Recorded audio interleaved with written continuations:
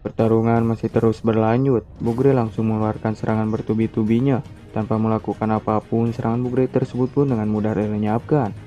Tidak terima serangannya dilenyapkan begitu saja, Bugre pun meluncurkan serangan bobola apinya. Serangan tersebut dengan cepat menghampiri Rey, tetapi Rey mencoba untuk tetap tenang dan mengaktifkan kekuatannya. Ketika serangan Bugre tersebut dengan mudah dilenyapkan, bingung gimana cara ngalahin Rey padahal dia sudah menggunakan kartu asnya, tetapi ia masih belum merasakan kalau kemenangan ada di pihaknya. Tidak ada pilihan lain selain terus mengerahkan semua kemampuannya. Bugre pun menyerang Rey dengan sihir penyusup pikiran. Tidak bisa berdiam diri melihat serangan Bugre tersebut, Rey pun meluncurkan serangannya. Setelah momen itu, di sini kita diperlihatkan Rey yang sudah kewalahan menggunakan kekuatannya dan tubuhnya yang sudah hampir dilahap oleh es. Dengan kepercayaan yang tinggi, Bugre merasa kalau ia bisa mengalahkan Rey dengan kondisi Rey yang seperti itu dan kemenangan beralih ke pihak dirinya. Tanpa berpikir panjang, Bugre langsung menyerang Rey. Rey pun menahan serangan tersebut. Akan tetapi pedang milik Rey pecah akibat menahan serangan itu. Sadar akan kondisinya makin memburuk, Rey pun mengaktifkan kekuatan full powernya. Seketika Bugre mati membeku dan diiringi dengan bunga yang sangat cantik. Setelah pertarungan itu, Rey merasakan kebahagiaan karena ia sudah melindungi teman-temannya tanpa terluka sedikit pun.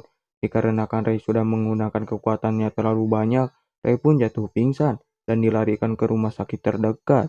Scene beralih kepada Rey kecil yang tergeletak lemas dan dengan lukanya yang cukup parah. Tanpa sengaja gurunya yang bernama Lydia menemukan Rey.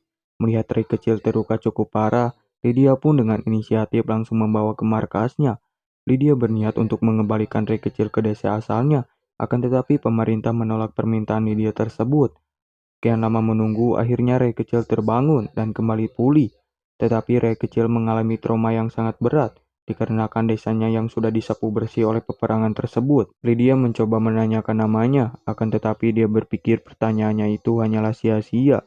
Secara tiba-tiba Rey kecil menjawab pertanyaan dari Lydia tersebut. Sontak Lydia kaget dan langsung memperkenalkan dirinya.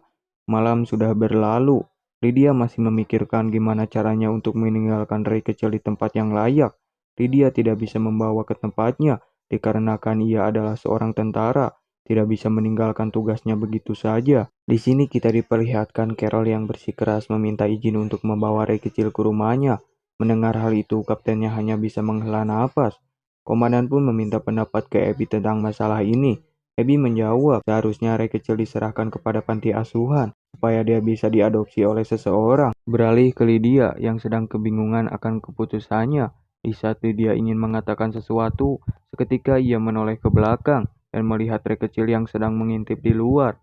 Bingung akan keputusannya, Lydia menanyakan kepada Rey kecil tentang masalah ini. Rey kecil menanggapi pertanyaan dari Lydia tersebut dan menjawab jika ia ingin tinggal bersamanya. Mendengar jawaban tersebut, Lydia pun tersenyum bahagia. Setelah momen itu, Lydia sudah memutuskan Rey kecil tetap tinggal di sini dan ia akan bertanggung jawab. Komandannya pun menerima keputusan dari Lydia dan mengizinkan Rey kecil untuk tetap tinggal di sini. Tidak lama kemudian, Rey pun terbangun dari pingsannya dan meminta maaf karena ia sudah melakukan hal yang seharusnya ia tidak lakukan. Gurunya tidak mempermasalahkan itu, dan jika ia berada di posisi Rey, ia akan melakukan hal yang sama. Setelah momen itu, tiba-tiba Abby mengatakan jika ia sejak awal tidak setuju Rey memasuki sekolah khusus bangsawan ini, dikarenakan Rey terlahir sebagai orang biasa, apalagi Rey dibesarkan di medan perang dan bersangkutan dengan banyak kematian. Jika masa lalu Rey sampai ke telinga para murid bangsawan, tentu saja mereka akan mengolok-ngolok Rey dan mengucilkan dirinya. Abby tidak mau itu terjadi. Akan tetapi Lydia memohon kepada Abby untuk mengizinkan Rey bersekolah di sini supaya Rey bisa menemukan kebahagiaannya. Seketika Rey kaget dan menjatuhkan air matanya mendengar gurunya yang rela menundukkan kepala demi dirinya. Amelia dan yang lainnya pun mendatangi Rey. Rey meminta maaf pada teman-temannya karena ia sudah merahasiakan dirinya yang sebenarnya. Tanpa berpikir panjang, Rey menceritakan semua masa lalunya. Kembali ke masa Rey saat peperangan, Rey mengalami overheat di saat pertempuran terakhirnya. Overheat adalah kehilangan kendali atas engram milik orang tersebut. Di saat momen itu, Rey tidak sadarkan diri dan tidak tahu apa yang ia sudah perbuat terhadap sekitarnya. Tetapi saat Rey sadar kembali, ia melihat di sekitarnya yang sudah menjadi tanah yang gersang dan melihat gurunya yang berdarah-darah sambil memeluk dirinya. Setelah kejadian itu, Rey menggunakan mantra yang disebut dengan Chronos Lock agar terhindar dari overheat. Ray kehilangan banyak teman berharganya di pertempuran, dan ia sudah merenggut nyawa musuh yang tak terhitung jumlahnya. Sadar akan dosanya yang terlalu banyak, Ray berpikir jika ia tidak ada hak untuk berada di dekat teman-temannya. Secara tiba-tiba Amelia memegang tangan Ray. Meskipun masa lalu Ray sangat suram, tetapi Amelia percaya kepada Ray yang sekarang dan sudah meyakinkan jika Ray yang sekarang adalah orang yang sangat baik. Yang lainnya pun sependapat dengan Amelia. Di sini kita diperlihatkan Albert yang mendatangi Ray dan meminta maaf kepada Ray karena ia sudah melakukan hal yang tidak bisa dimaafkan. Melihat Albert mengakui kekurangannya dan menyampaikan permintaan maaf yang tulus, Ray pun memaafkannya.